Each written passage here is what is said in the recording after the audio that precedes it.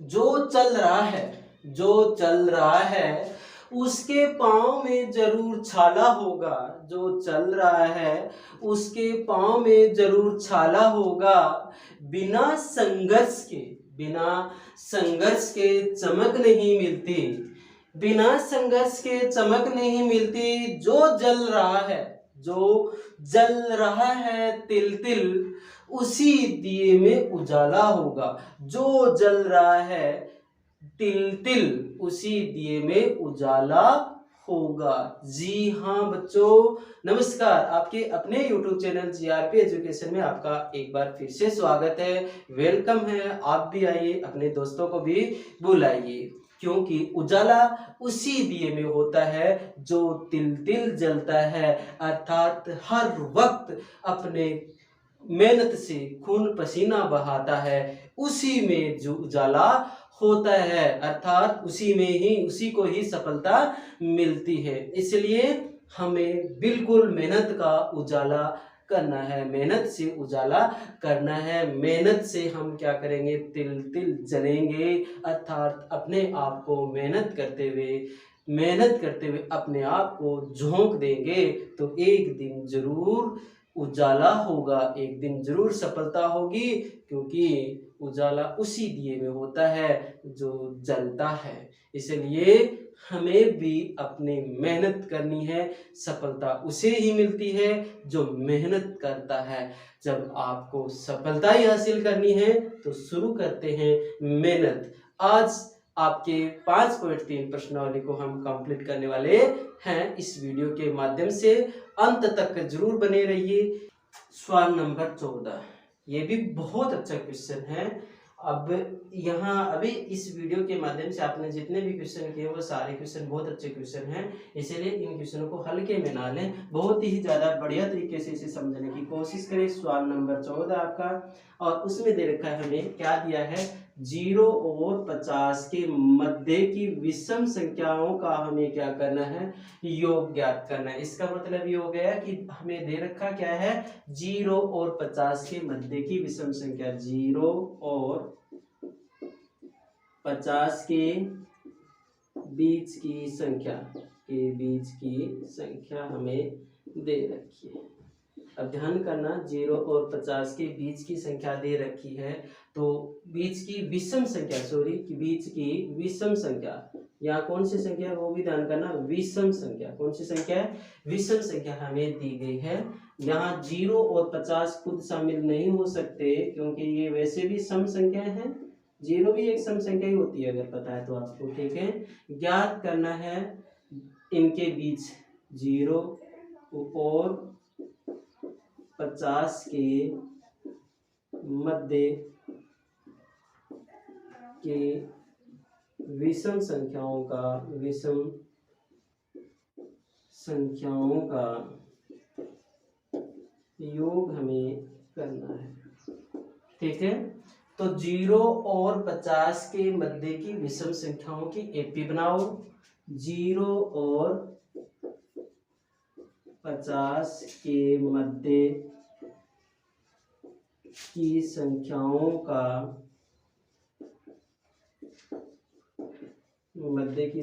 की एपी बनाओ आप। तो सबसे पहले क्या आएगा, क्या 0 आए, हम नहीं ले सकते। वैसे भी बता रखा है कि इनके बीच के, तो ये खुद तो शामिल वैसे भी नहीं है, और वैसे भी देखा जाए तो 0 एक सम संख्या है, और हमें सिर्फ कौन सी संख्याएं दी गई है, विषम संख्या ही दी गई है, इसलिए ये तो नहीं लेंगे ना अपन। अब क्या लेंगे, तो फिर अब लेंगे हम 0 के बाद 1। क्यों लेंगे, क्योंकि 1 तो एक विषम संख्या ही है, लेना है। क्या 2 लेंगे, नहीं लेंगे, क्योंकि सम संख्या है और हमें सम संख्या नहीं दी गई, हमें केवल विषम संख्या दी गई है। तो 3 के बाद 4 लेंगे क्या, बिल्कुल नहीं लेंगे। क्यों नहीं लेंगे, क्योंकि वो क्या है, एक सम संख्या है, हमें क्या लेनी है, विषम संख्या। तो 5 आ जाएगी, फिर 7, 9, इस तरह से बढ़ते जाओगे ना, तो फिर क्या आप 50 लेंगे, वैसे भी 50 संख्या को लेना ही नहीं है, क्योंकि 50 के बीच, 0 और 50 के बीच की संख्याओं की चर्चा करनी है। वैसे भी ये 50 तो बाहर हो गया, और एक दूसरे तरीके से भी देखा जाए तो 50 एक क्या है, सम संख्या, इसको तो हम ले ही नहीं सकते। इसका मतलब 50 से बैक चलेंगे, क्योंकि हमें आगे तो बढ़ना ही नहीं है, इन्हीं के बीच की चर्चा करनी है। तो 50 का बैक चलेंगे कितना हो जाएगा, 49। क्या लेंगे, हाँ बिल्कुल लेंगे, क्योंकि ये विषम संख्या है और विषम संख्या हमें लेनी होती है। ये तो एपी बन गया, एपी बन गया। तो यहाँ आप देखो, हमें इनका योग ज्ञात करना है, ध्यान करना, हमें इनका योग ज्ञात करना है। और योग ज्ञात करने के लिए अनिवार्य दो पद कौन कौन से याद करो आप। योग ज्ञात करने के लिए चाहे हम कौन सा भी योग सूत्र लगाए योग का, ए और एन दो पद हमें चाहिए ए का मान और एन का मान हमें चाहिए, 100% अनिवार्य है। अगर हमारे पास ये मान नहीं है तो हम क्या नहीं करेंगे, योग का कौन सा भी सूत्र हम नहीं लगाएंगे। चेक करते हैं कि वो मान है कि नहीं हमारे पास, अगर नहीं है तो पहले हम उनकी व्यवस्था करेंगे। देखिए क्या आपके पास ए और एन है, देखिए ध्यान करें, आपके पास पहला पद तो जरूर है, मिल गया, लेकिन पदों की संख्या कितनी है नहीं पता चल रहा कि कितनी है, 1 2 3 4 5 बढ़ गए, आगे गिनती हो गई फेल, नहीं पता ना, इसलिए n का मान हमारे पास नहीं है। तो क्या d का मान है, हाँ आपके पास d का मान है। d का सूत्र तो ये होता ही है, इसका मतलब जैसे 5 लिया हमने तो 5 में से उसके पीछे वाला पद 3 घटा देंगे तो कितने बचे, 5 में से 3 गए, 2 ही तो बचे ना। ठीक उसी प्रकार से अगर देखा जाए तो अंतिम पद भी, अंतिम पद को हम an से लिखते हैं, वो आपके पास कितना दे रखा है, 49 आपको दे रखा है। ठीक है, ये हो गया आपका अंतिम पद, अंतिम पद हो गया। अब देखो हमें योग ज्ञात करने वाला क्या सूत्र में लगा दूं, क्या वो लिख दूं, क्या फायदा है लिखने से, क्योंकि उसमें हमें मान चाहिए प्रथम पद और पदों की संख्या चाहिए। प्रथम पद तो है लेकिन हमारे पास पदों की संख्या नहीं है। सर पदों की संख्या कहाँ से लेके आए, क्या करें, कौन सा सूत्र लगाए, आपके दिमाग में प्रश्न आ रहा होगा, लेकिन टेंशन लेने की जरूरत नहीं है। मैंने बोला है ना, जो कुछ भी आपके पास है उसी से व्यवस्था कर लो। आपके पास क्या है, अंतिम पद है, तो इसका सूत्र लगा दो आप, ए एन बराबर क्या होता है, A plus N minus 1 into D, होता है कि नहीं होता है। तो ए एन, एन कितना है बोलो, पता ही नहीं है सर, तो ए एन का मान है ना हमारे पास, लिखने की जरूरत ही नहीं है। ए एन का मान है हमारे पास कितना है, 49, तो 49 रख दो। क्या पहला पद है आपके पास, 1 है, प्लस पदों की संख्या है क्या, नहीं है। क्या डी है आपके पास, कितना आया हुआ है, 2 आया हुआ है, तो यहाँ 2 रख दो, बस इनको कैलकुलेट करना है। 49 ये प्लस का 1 एलएचएस में जाएगा तो माइनस का 1 हो जाएगा, कौन बचेगा, n माइनस 1 इंटू कितने, 2, ये कितने हो गए आपके 48 हो गए, ये n माइनस 1 इंटू 2 हो गया, 2 गुणा में था इधर आके भाग में लग गया, तो 48/2 बराबर n माइनस 1 हो गया। 48 में 2 का भाग दिए कितने हो गए, 24 बराबर n माइनस 1, n माइनस के 1 माइनस का 1 एलएचएस में जाएगा तो प्लस हो जाएगा, अर्थात 24 प्लस 1 बराबर n, अर्थात n बराबर कितने हो गए, 25, n बराबर कितना हो गया, 25। पदों की संख्या आ गई है, तो अब योग ज्ञात करने का आपको जो अच्छा सूत्र लगे वो आप लगा सकते हो। यहाँ मैं योग वाला ये सूत्र लगा रहा हूँ, ये सूत्र लगा दूंगा, ये लो, अब इसमें मान रखते जाओ। एस एन का मान कितना आ गया, 25, जहां एन दिखाई दे वहां 25 रखते जाए। 2 इंटू ए का मान बोलो, पहला पद कितना है, पहला पद 1 है, प्लस पदों की संख्या कितनी है, पदों की संख्या इस बार 25 माइनस 1, और डी का मान कितना, 2 बट्टे में कितना, 2। अब इसको कैलकुलेट कर लो, एस 25 बराबर 25, 2 24 हो गया, 24 को 2 से किया 48 हो गया, बट्टे में कितने, 2, एस 25 बराबर 25 इंटू ये 50 हो गया ना, 50 और बट्टे में कितने, 2, एस 25, इसमें 2 का भाग एक बार गया, इसमें 25 बार गया, तो 25 इंटू कितने हो गए, 25, एस 25 बराबर 625, तो 25 पदों का योग कितना आ गया, 625, अर्थात 0 और 50 के मध्य जितने भी विषम संख्या है उन सभी विषम संख्याओं का योग कितना हो गया, 625 हो गया। और कितनी विषम संख्या है, 25, क्योंकि हमने n का मान निकाला हुआ ना 25, तो 0 और 50 के मध्य कितनी विषम संख्या है? 25 है, और उनका योग क्या है? 625 है। कितना आसान सवाल है, ध्यान करना इस चीज का। यहाँ मैंने बोला था ना कि योग ज्ञात करने के दो अनिवार्य पद हैं, ए और एन, वो हमारे पास होने चाहिए। हमारे पास एन नहीं था, तो मैंने पहले एन की व्यवस्था की है, देख लो। और कैसे की है हमेशा बताता हूँ, जो दिया है उसी से कर लेंगे। आपको ए एन बराबर 49 दे रखा है, तो ए एन वाला आप सूत्र लगा दें और इसमें कैलकुलेशन करोगे तो इनका मान आ जाता है। तब जाके आप योग का सूत्र लगाएं और योग का सूत्र लगाने के बाद कैलकुलेट कर लें। अगर आपको वीडियो अच्छा लगा, अगर आपको वीडियो समझ में आई, तो प्लीज़ वीडियो को लाइक करें, हमें सपोर्ट करें, चैनल को सब्सक्राइब करें। अभी तक अगर आपने सब्सक्राइब नहीं किया है तो, और बेल आइकन वाला बटन जरूर दबाएं, ताकि आपको हर वीडियो सबसे पहले आपको मिले। आपको करना है, निर्माण कार्य में विलंब करने वालों को जुर्माना देना है आपको, ठीक है। उसे सजा के रूप में क्या देना है? पैसे ले रहे हो उनसे, देना कुछ नहीं है। क्या ले रहे हो? पैसे। क्या है? प्रश्न बहुत लंबा चौड़ा आपको दिखाई दे रहा होगा, लेकिन इसका उत्तर बहुत ही छोटा है। ध्यान, इस चीज पे ध्यान ना करें कि प्रश्न कितना बड़ा है, बस प्रश्न को आप बिल्कुल ध्यान से पढ़ लो, प्रश्न को समझ लो। प्रश्न को समझ लिया तो उत्तर इसका छोटा सा होगा। देखिए, निर्माण कार्य से संबंधित किसी ठेके में एक निश्चित तिथि के बाद कार्य को विलंब से करने पर, विलंब का मतलब होता है देर से करने पर जुर्माना लगाने का प्रावधान इस प्रकार है। क्या? पहले दिन के लिए 200 रुपए जुर्माना लगेगा, अगर 2 दिन लेट कर दिया दूसरे दिन के लिए 250 रुपए अलग से और लगेंगे। ठीक उसी प्रकार तीसरे दिन कितने रुपए लगेंगे? 300 रुपए जुर्माने के रूप में लगेंगे। अगर वो और ज्यादा लेट करेगा तो प्रत्येक दिन 50 रुपए बढ़ा करके उसको जुर्माने के रूप में उनसे वसूल किए जाते हैं। तो एक ठेकेदार है, वो क्या करता है, किसी कार्य को वो 30 दिन के लिए लेट कर देता है, 30 दिन देर कर देता है, जितना उनका टाइम दिया गया था उससे ज्यादा कितना टाइम लगाता है वो?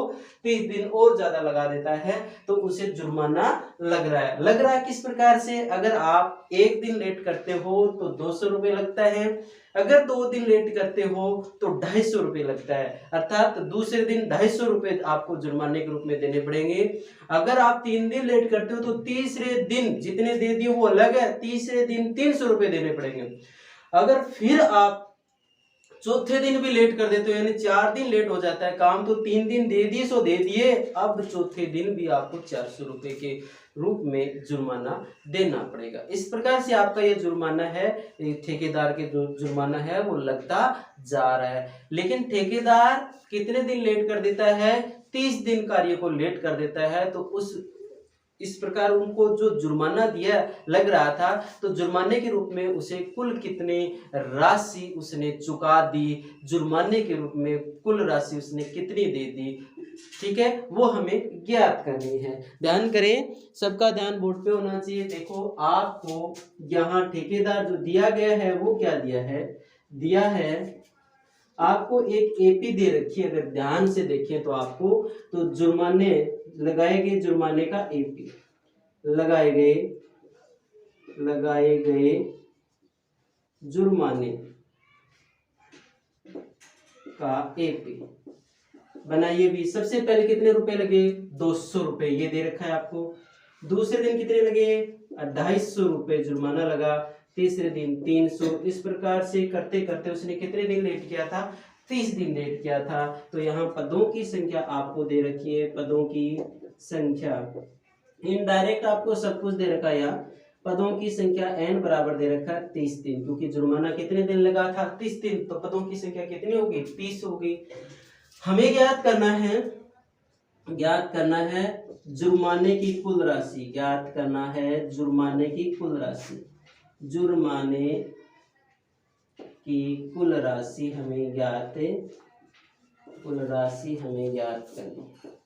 जुर्माने की कुल राशि हमें ज्ञात करनी। इसका मतलब क्या ज्ञात करना है? हमें योग ज्ञात करना है।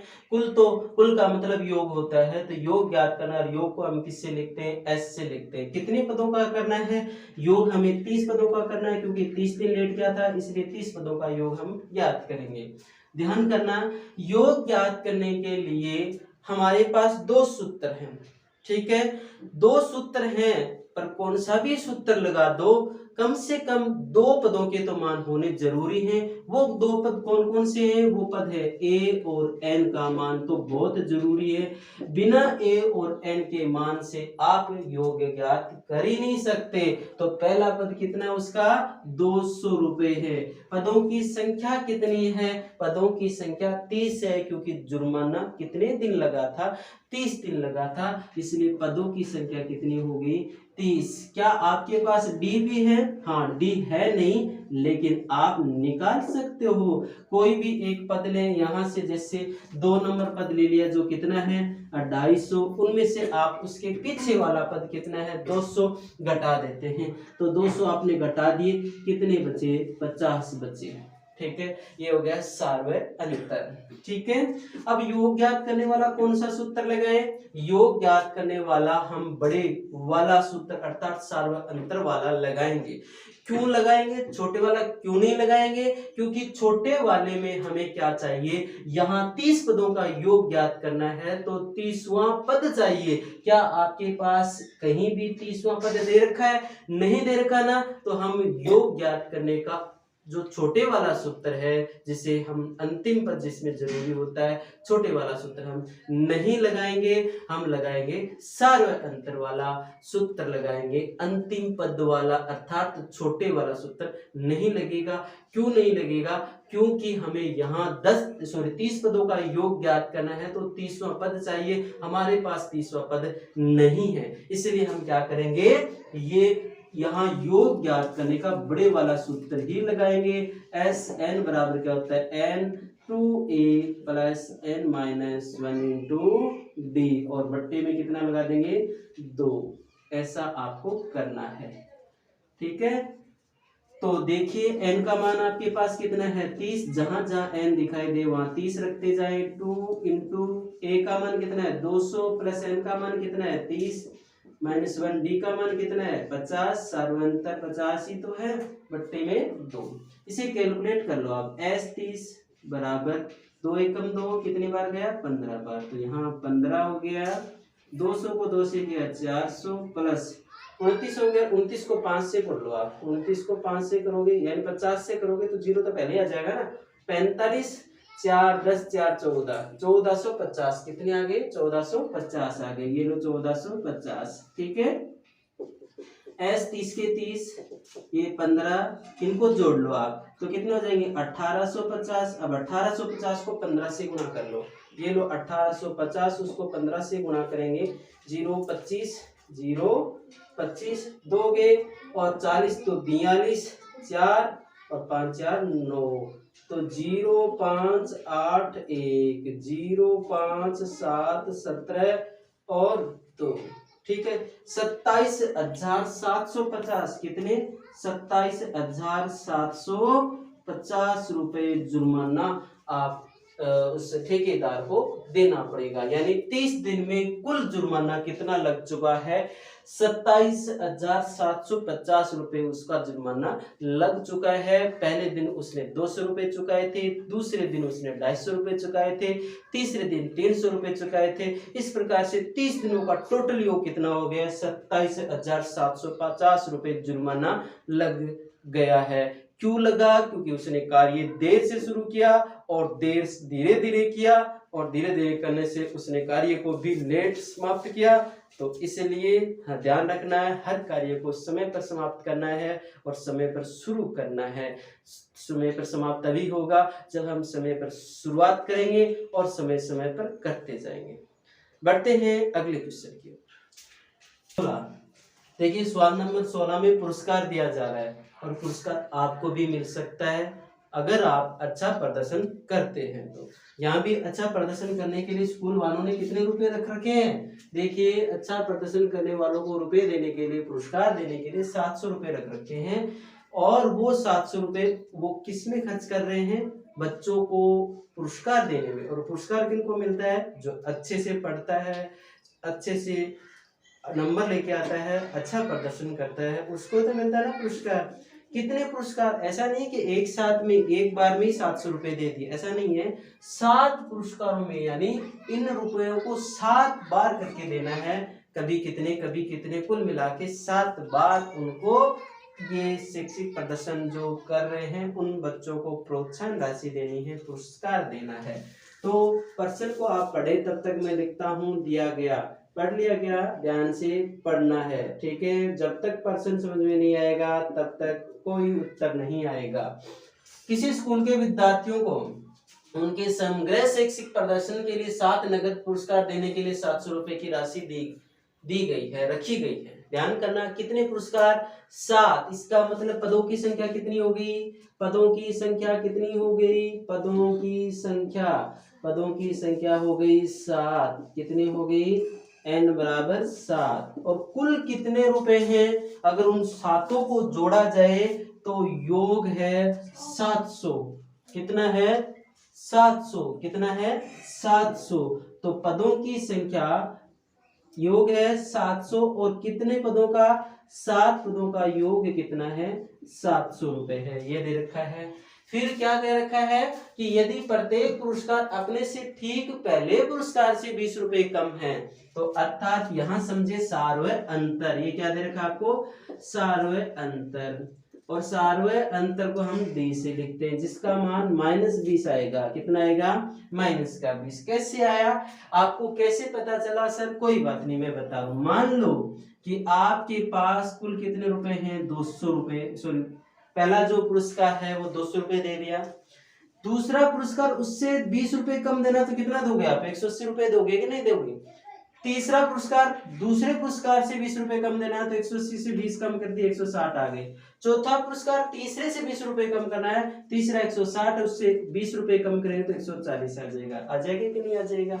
यानी इस प्रकार से एक एपी बनेगी आपकी, जिसमें कितने पद होंगे? 7 पद होंगे। मैं इस वाले नहीं बता रहा हूँ, एक बताया है उदाहरण, अन्य उदाहरण समझाने के लिए। अब हम यहाँ डी निकालेंगे, तो डी निकालने के लिए कोई एक पद लेंगे, जैसे कि 2 नंबर पद ले लिया 180, उसमें से उसके पीछे वाला पद 200 घटा देंगे अपन, तो कितने बचेंगे? -20 ही तो बचेंगे ना। अर्थात सार्वंतर कितना कम आया है? सार्वंतर कितना आया? -20। -20 कम क्यों आया? यानी -20 यानी 20 ही क्यों आया? 20 इसलिए आया क्योंकि प्रत्येक जो पुरस्कार है पहले वाले पुरस्कार से कितने रुपए कम दिए जा रहे हैं? 20 रुपए कम दिए जा रहा है। इसलिए प्रत्येक पद है वो पहले वाले पद से 20 रुपए कम होने की वजह से सार्वंतर कितना आ गया? 20। अगर प्रत्येक पुरस्कार पहले वाले पुरस्कार से 20 रुपए कम है तो सार्वंतर 20। अगर 10 रुपए कम होता तो सार्वंतर -10। इस तरह से आता, ठीक है। तो ये सार्वंतर, इतनी चीज आपको इनडायरेक्टली आपको दे रखी थी कि पदों की संख्या कितनी है? 7 है। कुल 7 पदों का पुरस्कार कितना है? पुरस्कार को अगर जोड़ा जाए, 7 पुरस्कार दिए गए हैं तो पदों की संख्या 7 हो गई ना। इन 7 पुरस्कारों का योग कितना है? यानी 7 पुरस्कारों के जो अगर टोटल जोड़ा जाए तो कितने होंगे? 700 रुपए। और सार्वंतर कितना है? -20 है। याद क्या करना है? प्रत्येक पुरस्कार का मान। क्या याद करना है? प्रत्येक पुरस्कार का मान। इसका मतलब क्या हुआ? याद करना है प्रत्येक पुरस्कार का मान। क्या करना है? प्रत्येक पुरस्कार का मान। इसका मतलब क्या हुआ? प्रत्येक पुरस्कार का मान। क्या मतलब हुआ इसका? इसका मतलब हुआ कि हमें पहला पद ज्ञात करना है कि सबसे पहले कितने रुपए पुरस्कार दिए गए थे, फिर दोबारा दूसरी बार कितना रुपए पुरस्कार के रूप में दिए गया, तीसरी बार, चौथी बार, पांचवी बार, छठी बार और सातवीं बार, कुल मिला के कितने कितने रुपए पुरस्कार दिए गए थे, ये हमें ज्ञात करना है। कहने का अर्थ हो गया पहला पद, दूसरा पद, तीसरा पद, ये सब ज्ञात करना है। सर जी ये ज्ञात करने के तो सूत्र आपने बताया ही नहीं, तो फिर टेंशन क्यों ले रहे हो? मैंने बोला था ना कि सवाल यहाँ गणित का प्रत्येक सवाल कैसे होगा? जो दिया गया उसी से होगा। तो क्या दिया गया है? यहाँ 7 पदों का योग दिया गया है, तो हम यही कर लेंगे। देखिए 7 पदों का योग है, कितना है? 7 पदों का योग है। 1 मिनट, योग ज्ञात करने के लिए हम यही तो सूत्र लगाते हैं, n × 2a + n-1 × d, ये तो लगाते हैं। और बट्टे में कितना हो गया? तो ओके, ये लो। अब n का मान तो है ना आपके पास? 7 है, तो जहां n दिखाई दे वहां 7 रखते जाओ। ये लो 7 और 2 × ए का मान है क्या आपके पास? नहीं है, तो खड़े रहने दो ऐसे का ऐसे। एन का मान कितना हो गया? 7 - 1। डी का मान कितना है? -20 है। और बट्टे में कितने? 2। अब ध्यान करना, S7 का मान भी आपके पास है। S7 का मान आपके पास कितना है? 700। तो इस S7 की जगह आप क्या रख दोगे? 700 रख दोगे। यहाँ 7 बचे, 2A1 हो गया, प्लस ये कितने हो गए? 6, और 6 को आप गुणा करेंगे -20 से, ठीक है। और बट्टे में 2 के 2 रहने दो, ऐसे के ऐसे। अब इसे कैलकुलेट कर लो आप। 700 के 700, ये बट्टे में 2 हैं जो एलएचएस में जाएंगे तो भाग से गुणा में हो जाएंगे। अब इस पूरे कोष्टक के गुणा में क्या है? 7 जो एलएचएस में जाके भाग में लग जाएगा। तो यहाँ कितने बचे? 2A1 प्लस, प्लस नहीं करूंगा ये, चलो ऐसे रख दिया, 6 - 20 ऐसे कैसे रख दिया। इसे कैलकुलेट कर लो। 7 एकम 7, ये कितने हो गए? 100। 100 को 2 से किया, कितने हो गए रे? 200। बराबर में कितने? 2A1। अब देखो, प्लस के 6 को माइनस के 20 से करेंगे तो माइनस का 120 हो जाएगा कि नहीं हो जाएगा? ये माइनस के 120 एलएचएस में जाएंगे तो 200 में जुड़ जाएंगे। ये 200 प्लस 120 बराबर 2A1। इनको जोड़ लिया आपने तो कितने हो गए? ये 320 हो गए, बराबर में 2A1। अब आप 320 को ये लेने दे, ए के गुणा में 2 है जो एलएचएस में जाके भाग में लग जाएगा, तो A1 हो गया। 2 एकम 2, 6 दूनी 12 और 0। पहला पद 160 आ गया, अर्थात प्रथम पुरस्कार, प्रथम पुरस्कार, पुरस्कार, प्रथम पुरस्कार, पुरस्कार A1 बराबर कितना हो गया? 160। दूसरा पुरस्कार A2, दूसरा पुरस्कार A2, कौन सा पुरस्कार? दूसरा पुरस्कार A2 बराबर कितना? उससे 20 कम कर दो, क्योंकि प्रत्येक पुरस्कार उस पहले वाले से 20 कम है। तो तीसरा पुरस्कार A3 बराबर इससे कम कर दिया 120। चौथा तो A4 इससे कम कर दो 20, 100 हो गए। और पांचवा पुरस्कार A5 बराबर 80। और छठा